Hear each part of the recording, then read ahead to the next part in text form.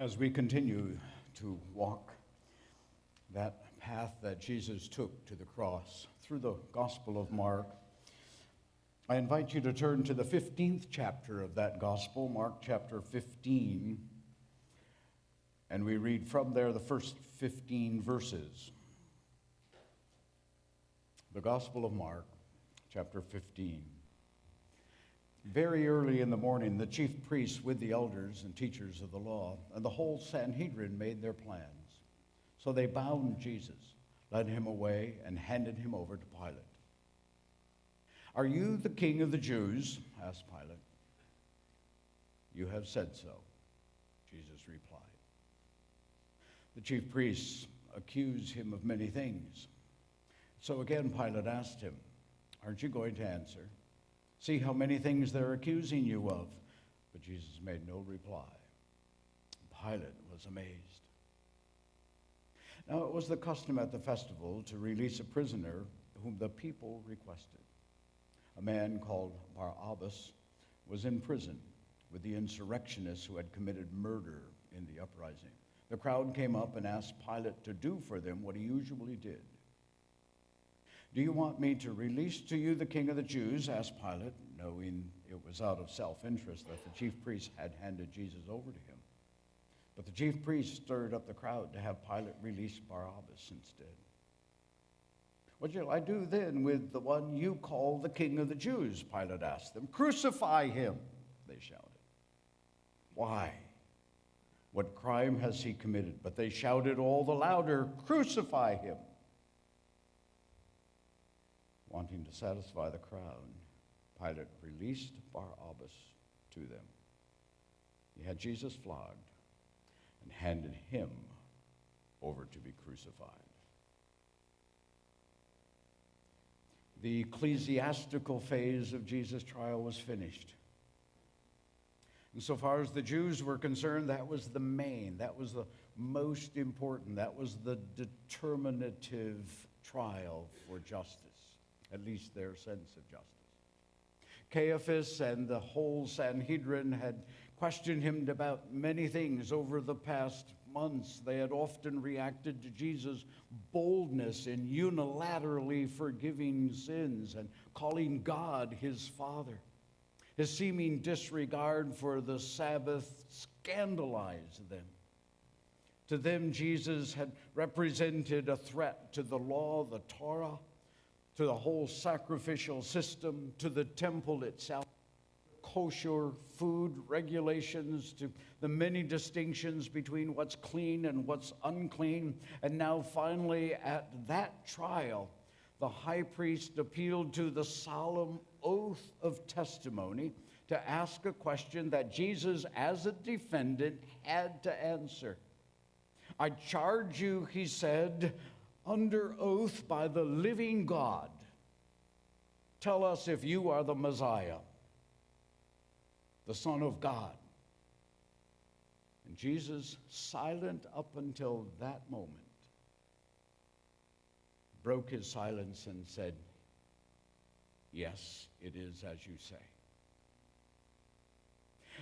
All of it was far too much. Faithful Jews, Jesus' words sounded absolutely blasphemous by any stretch of the imagination. The high priest tore his garments apart, a sign of the greatest possible outrage and horror and grief, and said to all gathered there, "Why do we need any more witnesses?" And then that whole ecclesiastical trial deteriorated. In fact, it was no longer a trial, it became a riot. The judges and the jurors began to spit on Jesus. They beat him. In the middle of this trial, they absolutely went berserk. He's instantly convicted of blasphemy, and he's condemned worthy of death. A death sentence, however, couldn't be carried out without Roman endorsement, which didn't seem all that hard to get. I mean, given the fact that Rome had continually killed hundreds and thousands of people. The Roman representative in Judea was Pilate. He had recently been appointed by Caesar to be the governor of Judea. Now, Pilate's record and relationship with the Jews already, and particularly with the Jewish leaders, hadn't been all that smooth. In fact, it was pretty turbulent. Shortly after he arrived in 26 AD, he made his capital in the city of Caesarea along the Mediterranean coast, and from there he ordered a regiment of troops to go from Caesarea down to the city of Jerusalem, probably to just stay on top of things, having heard all of the stuff that went on there. His troops entered the city with banners bearing the image of the Emperor Tiberius, which was considered absolute idolatry by the Jews. And the Jews became incensed. A whole mass of them went from Jerusalem up to Caesarea, demanding that those images be removed because they violated the second commandment of the Torah. And there they demonstrated in front of Pilate's palace for 6 days. When Pilate directed them to the Caesarean race course, they thought they were going to have some sort of conversation toward compromise of the situation. Instead, Pilate surrounded them with soldiers and threatened to kill them if they didn't leave immediately and peacefully. Most of them wouldn't. And when he realized that they were willing to die for their stand, Pilate, backed down and ordered those offending banners withdrawn from their holy city. He aggravated the Jews once again when he dedicated some shields containing the inscription of the Emperor Tiberius hanging from Herod's palace in the city of Jerusalem, which served as Pilate's Jerusalem residence when he was in town. And again, the Jews were insulted, and they wanted Jerusalem consecrated entirely and exclusively to the worship of Yahweh. And this time, they protested directly to the emperor, to the Roman emperor, to Tiberius himself, who instructed Pilate to take those shields out of Jerusalem and to bring them up to the temple of Augustus in Caesarea. Even one positive contribution of his governorship ended in a clash. He constructed an aqueduct to bring water to Jerusalem from about 25 miles away. And this aqueduct would directly benefit the temple, which needed huge amounts of water every day to purify the continual sacrifices that were being made there. And Pilate thought, therefore, that the temple treasury should pay for the construction of that aqueduct, or at least for most of it. But the temple authorities protested that this secular use of money was dedicated to God.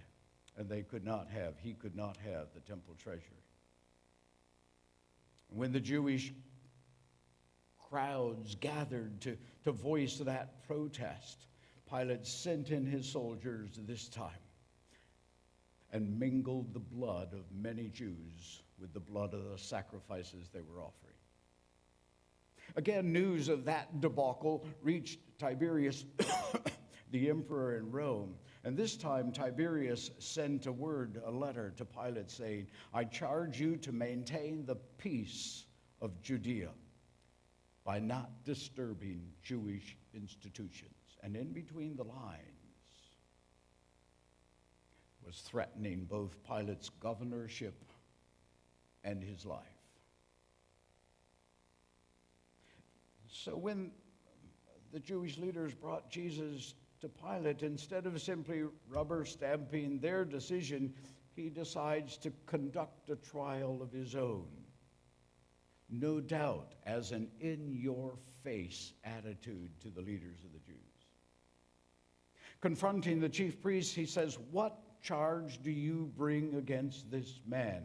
And the Jewish leaders must have been confounded, thunderstruck, because that was the opening formula of an official Roman trial.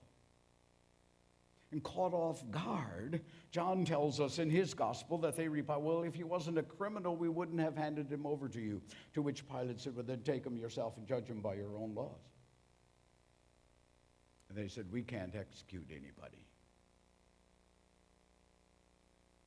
And so Pilate started all over.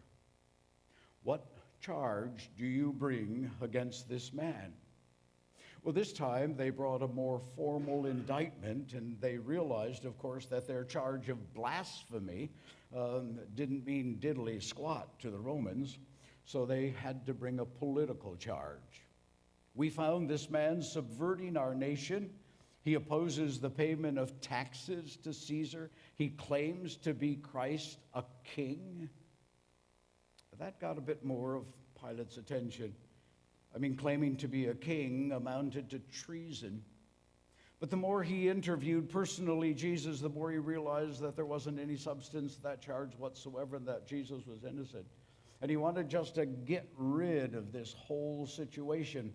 But instead of exerting his authority, releasing Jesus, bringing an immediate end to the trial, he vacillates. He stalls. In the back of his mind is that threat from Tiberius. In the course of the charges that were made by the Jews, the region of Galilee in the north had been mentioned. Well, that was Herod's territory, and it just so happened that Herod was in town. And so he shuffled Jesus off to Herod, but that didn't work. Herod sent him back. And then he remembered, and he thought he found some solution to his judicial quandary, one promoted and prompted by the Jewish-Roman custom itself, remembering that it was the custom each Passover to release one prisoner chosen by the people to be released as a kind of festive amnesty. But instead of allowing, as was usual, an unlimited choice, free choice by the Jews themselves, he narrowed it down to two candidates for that pardon. Jesus Barabbas, Jesus of Nazareth. It was kind of a clever choice. Barabbas was a notorious public enemy, and Pilate thought, he calculated, that the present hatred of Jesus would be far outbalanced by the public dread of having some murderous insurrectionist turn loose in the city. But he judged wrong. The Jewish leaders had, within those few moments, done their work well, marshaling the crowd to demand the release of Barabbas instead of Jesus. Well, what shall I do then with this one you call king? Pilate asked them. Crucify him, they yelled. Why? What crime has he done? And they didn't answer that question. They simply shouted all the louder, crucify him, crucify him, crucify him, kill him. Mark tells us, wanting to satisfy the crowd, Pilate released Barabbas. Yet Jesus flogged and handed him over to be crucified. And in doing so, in all probability, Pilate saved his neck, his own neck. Well, that's the story. We know it quite well. But behind that story, behind that incident, permeating it, as Mark tells it here, there's a tremendously important message and a powerful challenge. Mark, you'll notice, neglects a lot of the other things included in this fiasco related by the other gospel writers. And he concentrates on Pilate's question, are you a king? And on Jesus' answer, yes. Yes. Those are the only words. If you've got, like I do, sort of a red letter Bible, those are the only words in red in this whole incident. The words of Jesus. The only words recorded by Mark. The only words Jesus said to Pilate. Now, throughout his whole gospel, Mark seems to emphasize the fact that Jesus had turned down opportunity after opportunity after opportunity to declare himself. When healed people and the disciples and even demons recognized him as Messiah, he hushed them up. In the days of his popularity, when the crowds chased him halfway around the Sea of Galilee like fanatics pursuing some celebrity, he fled. When those fans finally caught up with him, eager to coronate him on the spot, he preached a sermon so difficult and troublesome that only a handful turned away. But on this day, first before the religious establishment early in the morning, now before the political, only when his claim would seem to be the absolute height of absurdity did he admit who he was, the Son of God to the religious powers, a king to the Roman power. And Pilate, the Roman governor, must have laughed out loud. Because before him stood this pitiful specimen with his hands tied behind his back, with his face puffy from sleeplessness, soldiers' palm prints pressed against his cheeks. And he probably reminded Pilate of one of Rome's deranged citizens who claimed to be Caesar. Here he stands, weak and rejected and doomed, and only then did Jesus reveal himself and accept the title king. Why? Why now? And the answer is because that's the kind of king he was. That's the kind of kingdom he brings. A kingdom not of power, but of love. Pilate and Barabbas lived in a world of power. The Romans did. If you only had enough power, you could make a difference. And so when Jesus claimed to be king, Pilate was interested, but when he saw him, the whole thing seemed absolutely ludicrous. You, a king? It was a kind of incredulous question. Pilate was obviously dealing with some harmless peasant at the mercy of both Jewish and Roman courts, with nobody to plead his cause, nobody to stand in his defense. This one, a king? Where's his crown? Where's his scepter? His castle, his throne? What nation does he rule? What land does he call his own? Where are his legions? The claim seems so far-fetched that Pilate couldn't and didn't take it seriously, nor did his soldiers. In fact, it became a point of ridicule, not only in the barracks, but on Calvary. They yelled at him while he was hanging on the cross. You'll remember, if you're the Son of God, if you're the King, show us. I mean, come on down. But he had said, my kingdom isn't like the kingdoms of this world. And on the cross, he didn't show the kind of power people wanted to see. He said, instead, this is the place I'm going to show my love. There's a song we sometimes sing. He could have called 10,000 angels to destroy the world and set him free, and he could have. He could have. But Jesus isn't into power plays. He's into redeeming the world through that kind of love.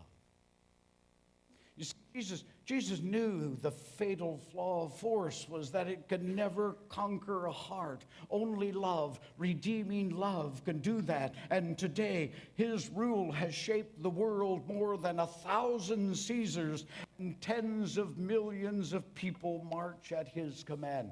Napoleon, one of history's mightiest rulers, marveled at that kind of power. He said, Alexander, Caesar, Charlemagne, myself have founded empires, but on what did we rest the creations of our genius? On force. Jesus Christ alone founded his empire upon love, and at this hour, millions of men would die for him. Think about it. Whoever ruled so many was served so freely.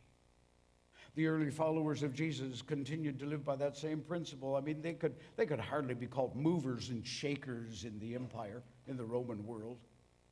I mean, nevertheless, these first century Christians made a decisive difference among the people of their day. They won converts in great numbers. They carried the gospel to the farthest areas of the empire. They challenged the morality of existing social structures. They commanded no armies. They had no political power, but they were still able to threaten the lifestyle of the Roman Empire to warrant the wrath of its emperors. And the fact of the matter is that only when Christianity allied itself with the power of the state in the 4th century, in 325 AD, under the leadership of Emperor Constantine, did the church enter into a period of absolute corruption and disintegration, losing much of its moral authority and most of its spiritual dynamic.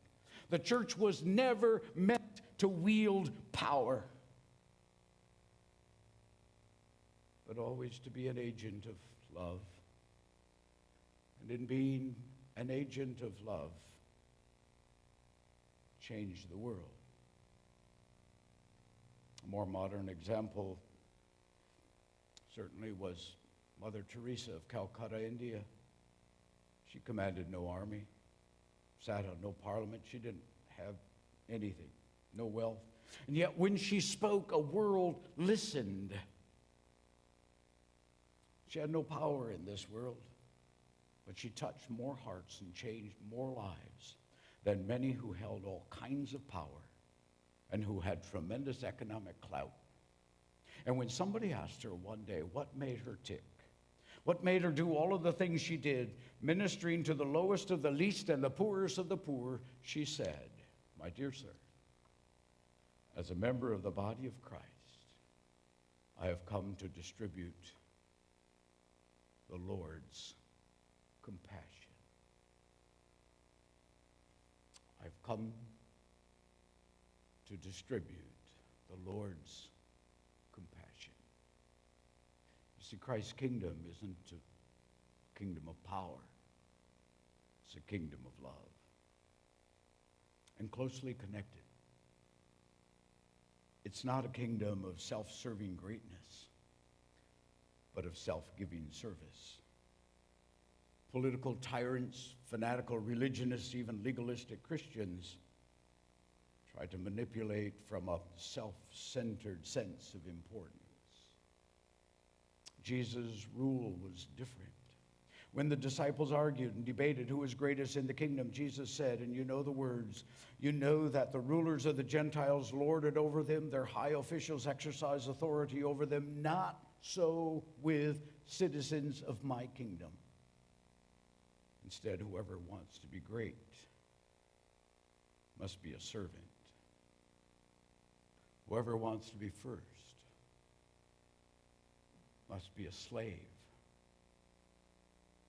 When he humbled himself there in the upper room to wash the dirty feet of the disciples, he said, "I've set you an example that you should do for each other and others, as I have done for you." In his Sermon on the Mount, he said, "Blessed are the meek and the merciful and the pure in heart and the people who strive to make peace, even if and when they're persecuted. That's what my kingdom's like." And the culmination of that kind of love was the cross, when he gave his life in your place and in mine, and as a ransom for many. And to the citizens of that kingdom, and that's you and me, Jesus says, deny yourself take up your cross and follow me in a life of self-giving service.